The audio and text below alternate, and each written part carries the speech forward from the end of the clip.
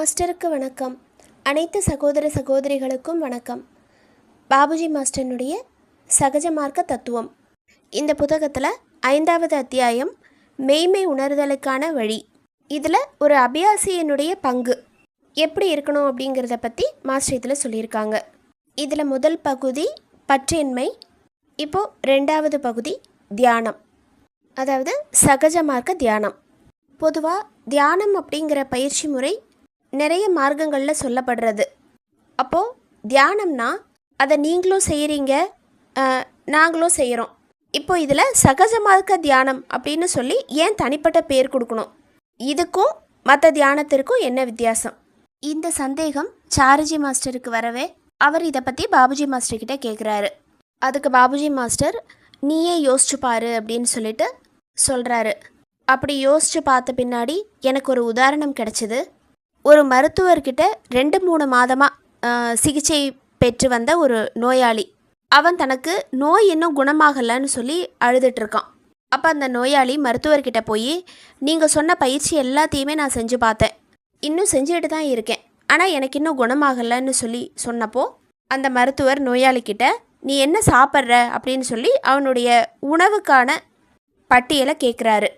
அப்போ அதுக்கு அவன், நீங்கள் எதனாலும் சாப்பிட்லாம் அப்படின்னு நீங்கள் சொன்னதுனால நான் பெருசாக அதுக்கு நீ எந்த பட்டியலையும் வச்சிருக்கல, எல்லாத்தையுமே சாப்பிட்டுட்டு தான் இருக்கேன் அப்படின்னு சொல்கிறான். அதாவது அந்த மருத்துவர் சொன்னது நீ என்ன உணவு தேவைப்படுதோ அதை சாப்பிடு அப்படிங்கிற அர்த்தத்தில்.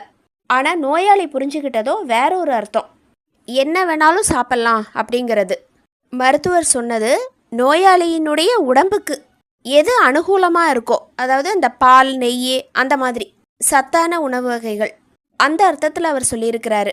ஆனால் நோயாளி புரிஞ்சுக்கிட்டது நம்ம எதை வேணாலும் சாப்பிட்லாம் இந்த அர்த்தத்தில். இங்கே தான் முதல் தவறு ஆரம்பிக்குது. இப்போ இதை சார்ஜி மாஸ்டர் சொல்லிட்டு இதே வித்தியாசம்தான் தியானம்ங்கிற வார்த்தையிலையும் இருக்குது. இப்போ இந்த இடத்துல உணவுங்கிற விஷயத்திற்கு பதிலாக தியானத்தில் நாம் எடுத்துக்கிறது நம்மளுடைய மனது, அந்த மனதில் வரக்கூடிய எண்ணங்கள், சிந்தனைகள். இப்போது எதை வேணாலும் எடுத்துகிட்டு யோசிக்கிறதில்ல தியானம். சரியான விஷயத்தை தேர்ந்தெடுத்து சரியான பாதையில் அந்த மனதை கொண்டு போகிறது. அப்படி போகும்போது தான் தியானத்தினுடைய லட்சியமாகப்பட்டது நிறைவேற்றப்படுது. இப்போது இதே விஷயத்தை பற்றி மாஸ்டர் இன்னும் ஆழமாக சிந்தனை செஞ்சு பார்த்தபோது அவருக்குள்ளே தோணுன இன்னொரு விஷயம். அதாவது ஒரு நாள் அவர் நட்சத்திர ஹோட்டலில் உட்காந்து மதிய உணவு சாப்பிட்றதுக்காக வெயிட் பண்ணிகிட்ருக்கிறாரு. அப்போது மாஸ்டரோட ஒரு 4-5 பேர் சேர்ந்து உட்காந்துருக்காங்க. இப்படி எல்லாரும் உட்காந்து பேசிகிட்டு இருக்கும்போது எல்லாருமே ஒரே விஷயத்தை பற்றி டிஸ்கஸ் பண்ணிகிட்டு இருக்காங்க. அதாவது வியாபாரம் பற்றி, விற்பனை பற்றி, அதில் போடுற ஒப்பந்தங்கள் பற்றி, இந்த மாதிரி பேசிகிட்டு இருந்தாங்க. இப்போ இங்கே சாருஜி மாஸ்டர் சொல்கிறது என்னென்னா, எல்லாருமே வெளியில் பேசிகிட்டு இருக்கிறது என்னமோ ஒரே விஷயத்தை பற்றி தான், ஆனால் ஒருத்தருக்குள்ளேயும் அவங்களுடைய மனதுக்குள்ளே தனிப்பட்ட சிந்தனைன்னு ஒன்று ஓடிட்டே தான் இருக்குது. அதாவது ஒருத்தர் கம்பெனியினுடைய மேம்பாட்டை பற்றி சிந்தனை பண்ணிகிட்ருக்கலாம், அதே சமயம் இன்னொருத்தர் தன்னுடைய வீட்டை பற்றியும் மனைவியை பற்றியும் நினச்சிட்டு இருக்கலாம். அப்போது ஒருத்தருக்குள்ளேயும் நிரந்தரமாக ஏதோ ஒரு விஷயத்தை பற்றி ஆராய்ந்து அதை சிந்திச்சுக்கிட்டே தான் இருக்காங்க. ஆனால் அவங்க வாயிலேருந்து வர்றது தான் வேறு விதமான பேச்சு. இதுலேருந்து நம்ம தெரிஞ்சுக்கிற உண்மை என்ன? வெளியில் என்ன பேசிகிட்டு இருந்தாலும் சரி, நமக்குள்ள ஏதோ ஒரு விஷயத்தை பற்றி தியானம் நடந்துக்கிட்டே தான் இருக்குது. நம்ம ஆஃபீஸில் உட்காந்து வேலை பார்த்துட்டு இருந்தாலும் சரி, இல்லை வேறு ஏதாவது ஒரு வேலையில் ஈடுபட்டு இருந்தாலும் சரி, ஆனால் நம்மளுடைய மனது ஏதோ ஒரு விஷயத்தை பற்றி ஆழமாக சிந்திச்சுக்கிட்டே தான் இருக்குது. அது எதுவாக வேணாலும் இருக்கலாம். அப்போது நாம் தியானம் செஞ்சுக்கிட்டே தான் இருக்கோம். ஆக தியானம்னா என்ன? தொடர்ந்து ஒரே விஷயத்தை பற்றி சிந்திச்சுக்கிட்டே இருக்கிறது. அப்போது எல்லாமே தியானம்னா நாம் பண்ணுறது என்ன? எதை பற்றி வேணாலும் சிந்திக்கிறது தியானம். ஆனால் அதில் எதை நாம் சிந்திக்கிறோம், அங்கே தான் வேறுபாடு இருக்குது. இப்போது நம்மளுடைய சகஜ மார்க்கத்தில், அதாவது ஹார்ட்ஃபுல்னஸில், இதில் சொல்லப்பட்ட தியானத்தில் இறைவன் மீது தியானம் செய்கிறோம். இறைவனை பற்றி விடாமுயற்சியோட நிரந்தரமாக சிந்தனை செய்கிறது. இதை தான் நம்ம தியானம்னு சொல்கிறோம். அப்போது நம்மளுடைய சகஜ மார்க்க தியானத்திற்கும் மற்ற தியானத்திற்கும் இருக்கிற வேறுபாடு இதுதான். இதில் முதல்ல சொன்ன உதாரணத்தில் எதை வேணாலும் சாப்பிடும்போது நம்மளுடைய உடம்புக்கு சத்து கிடைக்காது. நம்ம உடம்புக்கு எதிலிருந்து சக்தி கிடைக்குதோ அதை நாம் உணவாக எடுத்துக்கணும். அப்போது அதில் தான் நம்மளுடைய கவனம் இருக்கணும். அதே மாதிரி தியானம்னு எடுத்துக்கும் போது எதை பற்றி வேணாலும் யோசிக்கிறது இல்லை தியானம். அப்படி அது தியானமாகவே இருந்தாலும் அதில் நம்மளுடைய மேம்பாடுங்கிறது இருக்கிறதில்ல.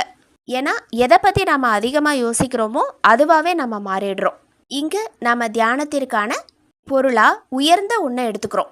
அந்த உயர்ந்த ஒன்றுங்கிறது என்ன? கடவுள், இறைவன். அவர் நமக்குள்ளே இருக்கிறாரு. அவரை நாம் எடுத்துக்கிட்டு தியானம் செய்கிறோம். அதாவது அவரை அடையணும், அவரோட இரண்டரை கலக்கணும். இந்த நோக்கத்தை லட்சியமாக எடுத்துக்கிட்டு தியானம் செய்யும்போது அந்த லட்சியங்கிறது காலப்போக்கில் நிறைவேற்றப்படுறது. அப்போது ஆன்மீக தியானத்திற்கும் நாம் சாதாரணமாக நடைமுறையில் இல்வாழ்க்கையில் செய்கிற தியானத்திற்கும் உள்ள வித்தியாசம் என்னென்னா, ஆன்மீக தியானத்தில் வெளியில் போகிற பல விஷயங்களை திசை திருப்பி நமக்குள்ளே செலுத்துறது. அதாவது அந்த எண்ணங்களை உள்நோக்கி செலுத்துகிற மாதிரி செய்யறது. நம்மளுடைய கண்களால் புற உலக பார்த்துட்ருக்கோம். ஆனால் இந்த தியானத்தில் அந்த கண்களால் நமக்குள்ளே இருக்கிறத நம்ம பார்க்குறோம். காதுகளால் வெளியில் இருக்கிற விஷயங்களை நம்ம இத்தனை நாள் கேட்டுட்ருக்கோம். இப்போது நம்மளுடைய இதயம் சொல்கிறத நம்ம கேட்குறோம். இதுதான் ஆன்மீகத்தில் தியானம்னு சொல்கிறது. அதாவது இயேசுபிரான் சொல்கிற வார்த்தைகள், உன் கண்கள் பார்க்கின்றன ஆனால் நீ பார்ப்பதில்லை, உன் காதுகள் கேட்கின்றன ஆனால் நீ கேட்பதில்லை. அப்போது வெளி உலகத்தை பொறுத்த வரைக்கும் நாம் பார்க்குறதோ கேட்குறதோ எந்த விஷயங்களும் அதற்கான பதிவுகள் எதுவுமே நமக்குள்ளே பிரவேசிக்கிறதில்ல. இந்த ஆன்மீக தியானத்தில் நமக்கு கிடைக்கக்கூடிய மிக சிறந்த பலன் இதுதான். இப்போ நாம் கண்களை திறந்துக்கிட்ட நாம் தியானம் செய்கிறோம் அப்படின்னா வெளியில் இருக்கிற விஷயங்களில் ஒரு ஈர்ப்பு ஏற்படுது. அந்த விஷயங்களை தவிர்க்கிறதுக்காக தான் தியானம் செய்யும்போது கண்களை மூடிக்கிட்டு தியானம் செய்யணும்னு சொல்லப்படுறது. அப்படி கண்களை மூடிக்கிட்டு தியானம் செய்யும்போது நமக்குள்ளே இருக்கிற விஷயங்களை நாம் பார்க்குறோம். நமக்குள்ளே நம்மளுடைய இதயம் சொல்கிறத நம்ம கேட்குறோம். இப்போ கண்களை மூடிக்கிட்டால் மட்டும் பத்தாது. நாம் தூங்கும்போது கூட கண்கள் மூடிக்கிட்டு தான் இருக்குது. அப்போ அதை தியானம்னு சொல்ல முடியுமா? இங்கே நம்ம தியானம் செய்யும்போது ஒரு விழிப்புணர்வு நிலையில் தியானம் செய்கிறோம். அந்த விழிப்புணர்வு நமக்கு உள்ளார்ந்து இருக்குது. எப்படி ஒரு குழாய் வழியாக தண்ணீர் கொட்டும் போது அந்த குழாயை மூடுறோம், அப்போ தண்ணி நின்றுது. அதே மாதிரி வெளிப்புற உலகிலிருந்து நம்மளுடைய மனதை திசை திருப்புறதுக்கு நம்மளுடைய மனதை உள்நோக்கி திசை திருப்புறோம். அப்போது தேவையில்லாத விஷயங்கள் எல்லாமே நமக்கு இயல்பாகவே நிற்க ஆரம்பிச்சிருது. இதுதான் நம்மளுடைய சகஜ மார்க்க தியானத்தின் சிறப்பு அம்சமாக சொல்லப்படுறது. சகஜ மார்க்கம்னு சொல்லப்படுற ஹார்ட்ஃபுல்னஸ் பயிற்சி அமைப்பில் பதஞ்சலி யோகத்தினுடைய 7வது படியான தியானத்தில் இருந்து ஆரம்பிக்கிறோம். பதஞ்சலி யோகம்னு சொல்கிறது 8 படிநிலைகள் கொண்டது. அது அஷ்டாங்க யோகம்னு சொல்லப்பட்டிருக்கு. யமம், நியமம், ஆசனம், பிராணாயாமம், பிரத்யாகாரம், தாரணை, தியானம், சமாதி. இந்த மாதிரி அதில் ஓரொரு படிகளாக எடுத்து பயிற்சி பண்ணுறதுக்கு சொல்கிறாங்க. ஆனால் நம்மளுடைய ஹார்ட்ஃபுல்னஸில் இதில் 7வது படியான தியானத்திலிருந்து ஆரம்பிக்கிறோம். நம்மளுடைய மனதை ஒரே இடத்துல நிலையாக நிறுத்தி தியானத்தை பயிற்சி பண்ணுறோம். அப்படி பயிற்சி பண்ணும்போது அதற்கு முன்னாடி இருக்கிற படிகளை தனித்தனியாக நம்ம எடுத்துக்கிறதில்ல. தியானத்தை பயிற்சி செஞ்சுக்கிட்டே வரும்போது அது எல்லாமே தன்னிச்சையாகவே பயிற்சிக்கு வந்துடுது. இப்போது யமம் அப்படிங்கிறது தேவையில்லாத விஷயங்களை நீக்கிறது. நம்ம தியானத்தில் என்ன பண்ணுறோம்? இறைவனை மட்டுமே இறுதி லட்சியமாக எடுத்துகிட்டு பயிற்சி பண்ணுறோம். அப்போது தேவையான ஒன்றை நோக்கி நாம் லட்சியமாக எடுத்துகிட்டு போகும்போது தேவையில்லாத விஷயங்களை புறம் தள்ளுறதுக்கு கஷ்டப்பட வேண்டியதில்லை. அது தன்னிச்சையாகவே நின்றுது. உள்ளார்ந்து சென்று உயர்வான ஒன்னோட இணையறத்துக்கு நம்மளுடைய பயிற்சியை தொடர்ந்து நாம் செஞ்சுக்கிட்டே இருக்கும்போது நியமம்னு சொல்கிற உன்னதமான விஷயங்களும் நமக்குள்ளே வர ஆரம்பிக்குது. அப்போது நியமம்ங்கிறது உன்னத விஷயங்களை உட்புகுத்துதல். அடுத்தது 3வது படியான ஆசனம். ஸ்திரம், சுகம், ஆசனம்னு சொல்லப்படுறது. அப்போது அதுக்காகவும் நாம் தனிப்பட்ட முறையில் பயிற்சி பண்ணணுங்கிறது இல்லை. தியானத்தில் நம்ம ஒரே விஷயத்தை நோக்கி போகும்போது அந்த ஆசன நிலையும் தன்னிச்சையாகவே நமக்கு கை கூடிடுது. அப்போது ஒரே நிலையில் உட்காந்து தியானம் செய்யறதுக்கு நாம் இயல்பாகவே பழகிடுறோம். அடுத்தது பிராணாயாமம். பிராணாயாமம்னு சொல்லப்படுறது மூச்சு பயிற்சி, அதாவது உயிர் சக்தியை விரிவடைய செய்தல். இங்கே நம்மளுடைய தியானத்தில் தெய்வீக சக்தியான பிராணகுதியை ரிசீவ் பண்ணுறோம்.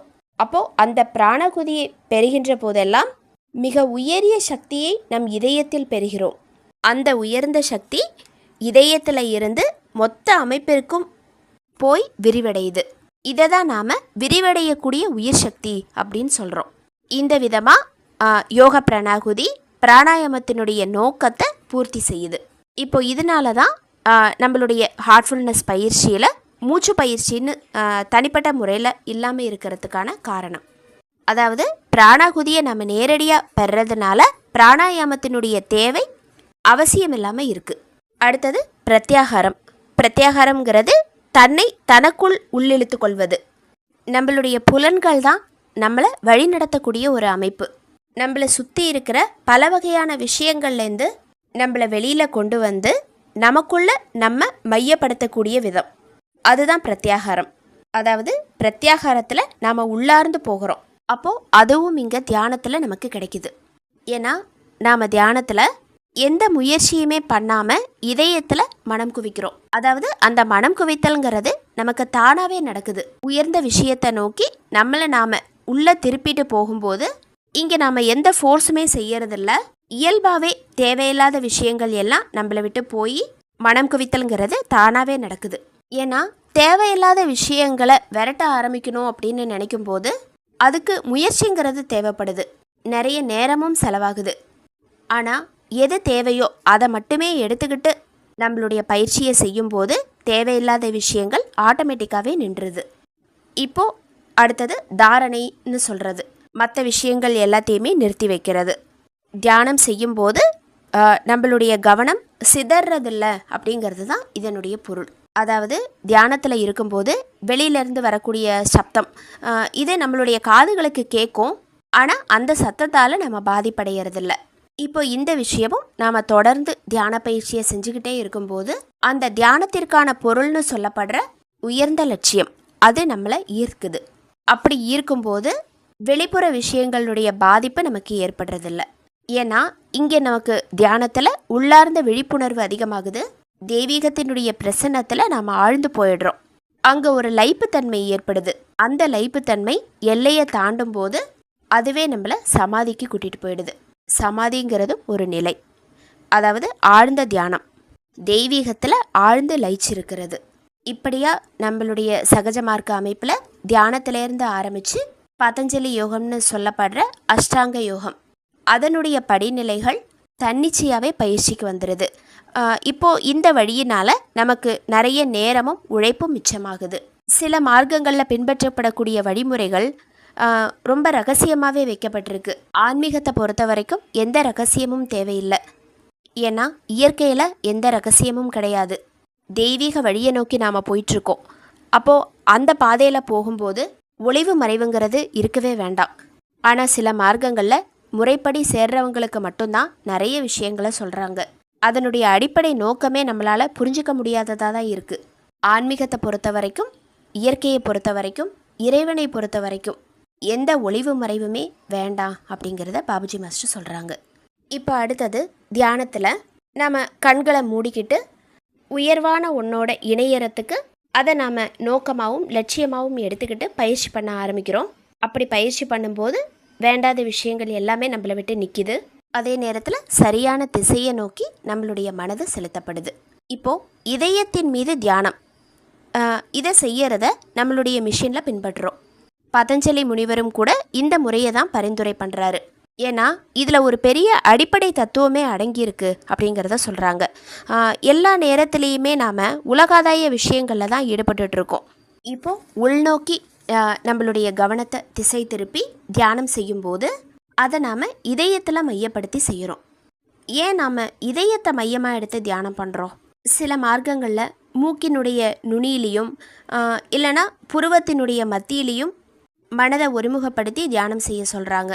ஆனால் நம்மளுடைய மார்க்கத்தில் மாஸ்டர் இதயம்னு சொல்கிற உறுப்பு ஒன்று இருக்குது. அந்த இதயத்தில் தான் உயிரே மையம் கொண்டுட்டுருக்கு. சரீரத்தினுடைய இருப்பிடம், மூலஸ்தானம் எல்லாமே இதயம்தான். நம்ம உடம்பில் மற்ற புலன்கள் எல்லாத்தையுமே நம்ம இழந்தாலும் உயிருங்கிறது இருக்கும். ஆனால் இதயம் நின்றுச்சுன்னா அது ஒருத்தனுடைய மரணத்தை குறிக்குது. அதோட எல்லா மதங்களுமே இறைவன் எங்கே இருக்காரு அப்படின்னு கேட்டால் அது இதயத்தில் தான் அப்படின்னு சொல்லுது.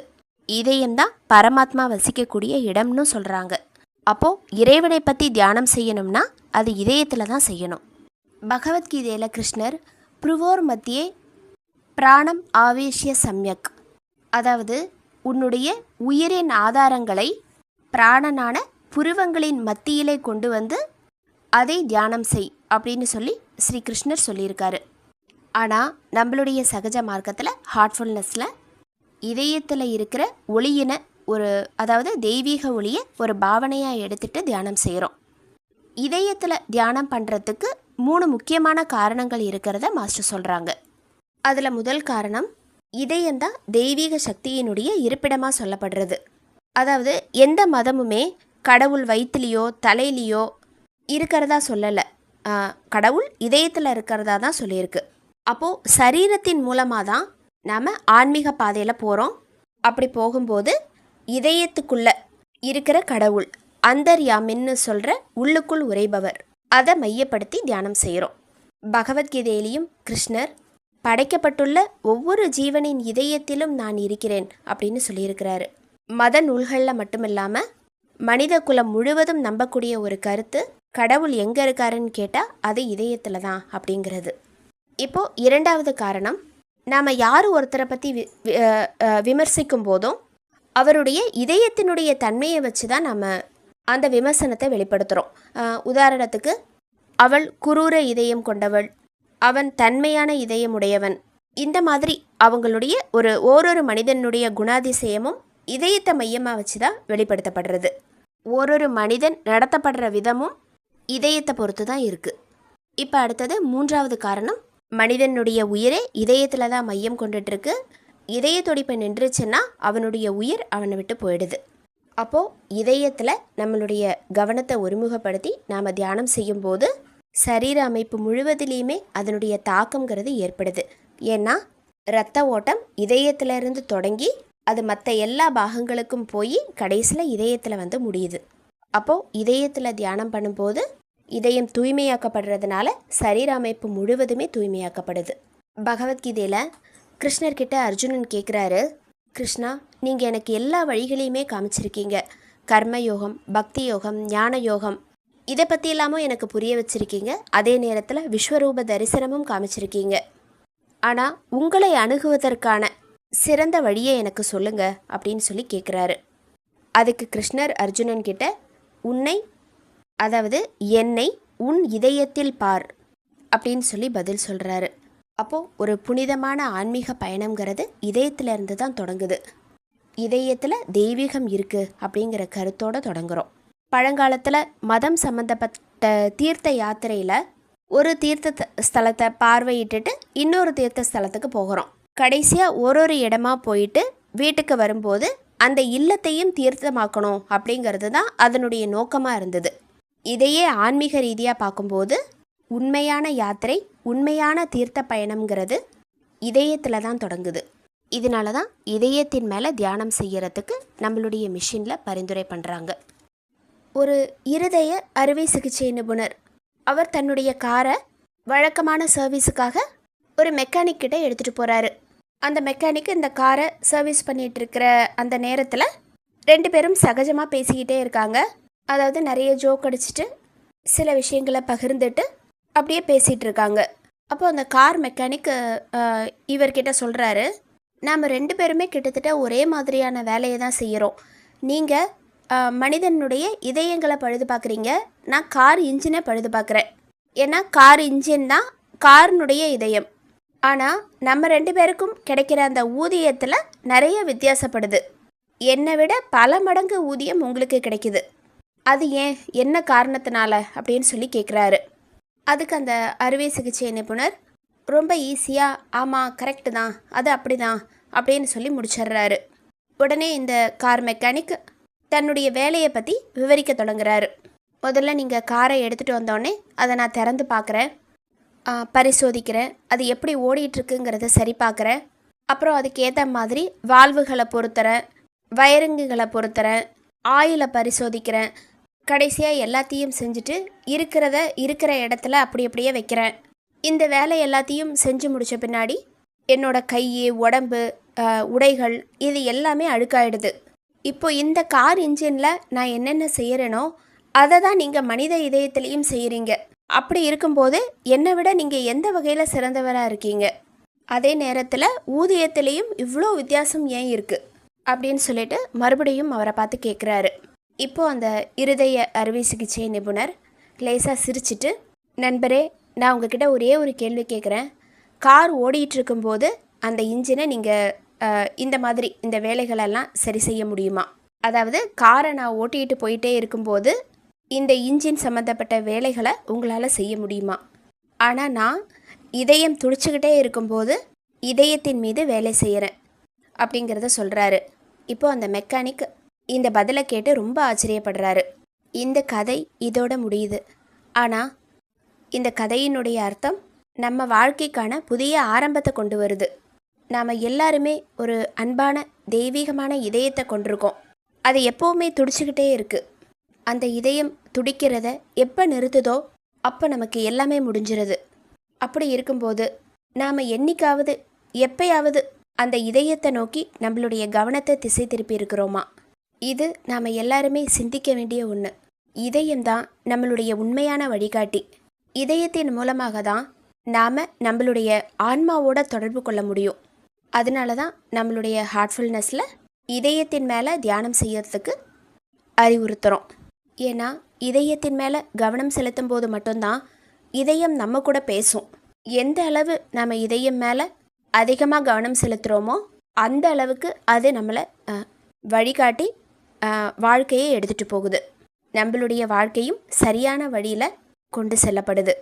இதயத்தின் மீது தியானம் செய்யறதனுடைய மிகப்பெரிய தத்துவத்தை மாஸ்டர் இங்கே வெளிப்படுத்துகிறாங்க. நமக்குள்ளே இருக்கிற இதயம் ஓரொரு கணத்திலையும் நமக்கு வழிகாட்டிக்கிட்டே இருக்குது. நாம் நம்மளுடைய தியானத்தில் அமைதியாக இருந்து அந்த வழிகாட்டுதலை கேட்குறதுக்கு முயற்சி செய்யலாம். இதயத்தோட ஒன்றிணைந்த வாழ்க்கையை வாழ ஆரம்பிக்கலாம். மாஸ்டருக்கு நன்றி. அனைத்து சகோதர சகோதரிகளுக்கும் நன்றி.